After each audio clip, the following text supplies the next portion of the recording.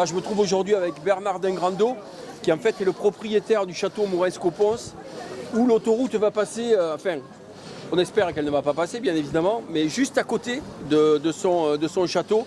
On va faire une vidéo assez courte mais concentrée pour vous montrer un petit peu toutes les beautés, les merveilles qu'il y a dans cette propriété et dans ce château, et notamment les beaux arbres bien entendu, nous c'est ce qui nous intéresse aussi, mais aussi le bâti, il y a des belles choses. Voilà, donc aujourd'hui c'est les déroutantes et on va vous montrer un petit peu tout ça. Merci, suivez-nous.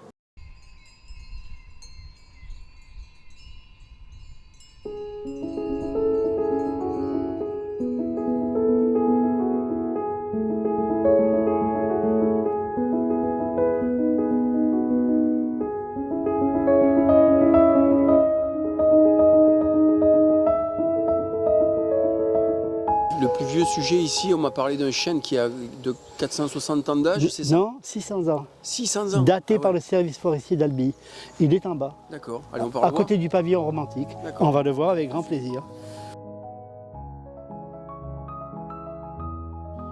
Alors, on va peut-être, avant d'aller au chêne, là, en fait, tu m'as dit qu'il y avait un pavillon néo-gothique romantique, c'est ça? Exactement. Et donc, il est sous nos yeux, c'est celui-là ou Et c'en est un c'est autre? celui-là. Ok. Celui qui a fait construire ce petit monument, qui est exceptionnel, c'est le marquis Joseph Léonard de Castellane-d'Esparon, D'accord. qui a été président et fondateur de la Société archéologique du Midi de la France, société savante qui existe encore aujourd'hui et qui a son siège à l'hôtel d'Acésa, dans les murs de la fondation Benberg. Il est classé, donc Il ce est qui classé. signifie qu'on ne peut pas faire une construction Voilà. Alors, à moins de 500 mètres, c'est ça? Alors il y a effectivement ce rayon à respecter de 500 mètres et si tu veux, dans ma tête, moi j'ai sanctuarisé ce rayon sans me préoccuper de ce que pouvait devenir cette histoire-là. D'accord. Mais bon... Et donc l'autoroute, elle passe à combien là elle passe à 180 mètres. Donc ils sont totalement illégaux à faire ça. Ils sont totalement illégaux, mais ils partent du principe qu'il y a une DUP. Et comme il y a la DUP, donc on m'a dit, monsieur, vous n'étiez pas à la DUP, donc vous avez perdu. Donc vous prenez des avocats, vous allez verrouiller, et puis après vous irez dans le mur et la justice vous donnera tort. En fait, ce pavillon a été ignoré dans l'enquête. D'accord. Hein, ils ont gardé le château, qui est à 300 mètres de la... Ah oui, d'accord. Du donc projet un petit peu plus loin, ils se sont dit ça va passer pour les 300 mètres. Oui, c'est ça. Ouais. Donc lui, il a été complètement ignoré, alors que c'est lui qui a bénéficié du plus fort degré de classement. D'accord. Voilà. C'est extraordinaire. Okay. Alors je me suis posé la question, mais comment ça se fait que cette autoroute est arrivée à 180 mètres?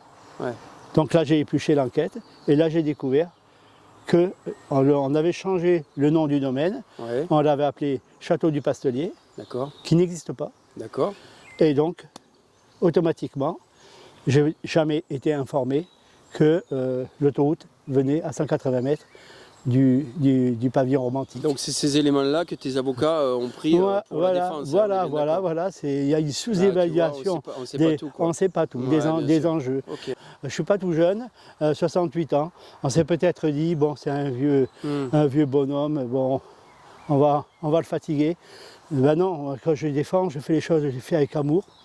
Parce que justement, c'est pour transférer aux jeunes générations futures, pour leur transférer ce flambeau, ces valeurs. Parce qu'aujourd'hui, hein, le patrimoine, il n'est pas de droite, il n'est pas de gauche, il est bleu, il est blanc et il est rouge. Et c'est l'affaire de tous. Tu m'amènes au chêne? Ouais, je t'amène au chêne, allez.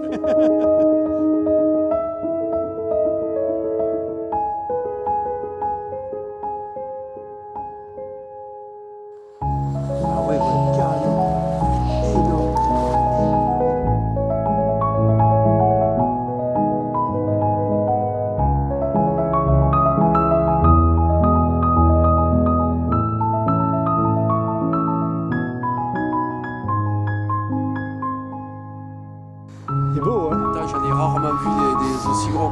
Ah, c'est le grand maître du lieu. Ah, je lui parle. Hein. Ah ouais, magnifique. Et du coup, la circonférence, c'est combien? 5 mètres 30. 5 mètres 30? Ouais.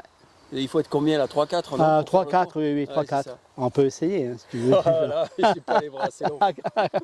À 3, peut-être, non, je ne crois pas non plus. Oh là là là là là. Peut-être nos politiques qui ont le bras long. C'est ça, oui. C'est vrai, c'est vrai. C'est pas de leçon à recevoir de tout un tas de personnes qui n'ont aucun sens des valeurs et de la richesse. Parce que sauver un arbre comme ça, c'est rendre un hommage au passé quand même. C'est un devoir civique même. Il est hallucinant, quoi. Et il n'y a pas que lui, alors en fait. Il a une présence, voilà, et une force, quoi. C'est ça, c'est ça, c'est ça. C'est un monsieur. Oh, mais là-haut, rien que les charpentières, ça ferait des arbres que tu vois dans les parcs, tellement qu'elles sont grosses, quoi. Il est énorme. Ouais, tu vois, en fait, ce qui est important là, ici, c'est de baliser le secteur, quoi. C'est-à-dire qu'il te faudrait mettre des petits bambous avec des petites cordes. Et si vraiment tu veux que les gens viennent visiter ce site, en fait, il ne faut pas trop solliciter le sol. Tes arbres sont beaux, ils sont en bonne santé, justement parce que le sol n'est pas tassé, il n'y a pas de sollicitation. Et en plus, on a un couvert herbacé là, avec des plantes qui sont peut-être totalement bénéfiques aux arbres. Parce qu'en plus, il y a des pollinisateurs qui vont venir et tout. Et tu vois, ce sol, enfin, on a rarement l'habitude de voir des sols aussi beaux parce qu'aujourd'hui, on aseptise trop les sols. On tourne trop court en plus de ça. Donc les butineurs, ils n'ont rien à bouffer. Donc après, ça fait des parcs pas beaux. Mais là, vraiment, ce qui est important de faire, c'est des petits sentiers balisés. Presque, bon après, ça c'est encore autre chose, mais normalement, ce qui est encore mieux, c'est de faire des petites passerelles qui sont en hauteur parce que le passage d'un homme tous les jours au même endroit, en fait, ça crée un tassement qu'on n'imagine même pas. Une personne qui se promène tous les matins au même endroit, qui passe là et tout. Elle compacte. Il n'y a plus rien qui pousse. Mais bon, bref, ça c'est encore autre chose. Mais déjà, ce serait quand même bien de délimiter avec des petits sentiers. Et puis, on n'a pas besoin d'aller partout et de marcher, d'être intrusif. On s'en fout de ça en fait. Ce qui importe, c'est de voir la beauté. Mais la beauté, elle est aussi de ne pas la dégrader, quoi. Moi, j'hallucine. Il y a un platane de dingue. Magnifique. Hein, il est magnifique, quoi. C'est beau, hein. Beau, chaque fois que je passe à côté, c'est l'émotion en moi. Chaque fois. Les anciens, quand ils fabriquaient un monument, ils plantaient des arbres, ils étaient tout petits. Tout à fait. Ils ne les ont pas plantés pour eux. Non. Ils ne les ont pas vus grandir. Et aujourd'hui, nous, quand ça passe entre nos mains, on n'a aucune obligation de résultat, parce que les gens font n'importe quoi. Et c'est la raison pour laquelle je préfère, je me mets au pied de l'arbre, j'embrasse mes arbres, j'embrasse les feuilles. Et ici, de toute façon, tout le monde m'appelle l'illuminé, mais je m'en fous. Non, je pense que toi, tu es éclairé, tu n'es pas illuminé. C'est pas pareil, c'est pas la même chose. Tu as d'autres choses à nous montrer? Juste 2-3 mots sur le petit pavillon négotique. Bien sûr, oui, on y va. Tu vas voir, tu vas craquer, mais après, je ne peux pas parce que sinon, je suis trop bavard, et tu es bloqué ici pendant 2-3 heures. C'est fini, on y va. C'est pas vrai, t'es pas bavard. Tu peux nous expliquer un petit peu l'histoire de ce joli monument? En fait, ça servait à quoi? En fait, le marquis de Castellane l'a fait construire sous l'Empire entre 1804 et 1812. C'était un lieu où il s'éloignait du château. Et c'est à partir de là qu'il a donné naissance à une société savante qui s'appelle Société archéologique du Midi de la France. Et il a écrit ses mémoires. Il a recensé toutes les pierres qu'il avait sauvées après la Révolution et qu'il avait réussi à protéger. Et il a fait comme une pièce de théâtre.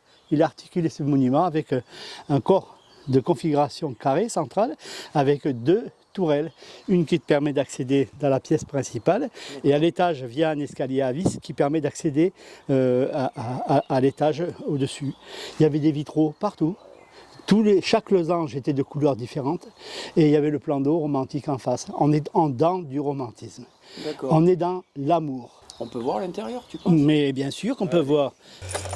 Alors.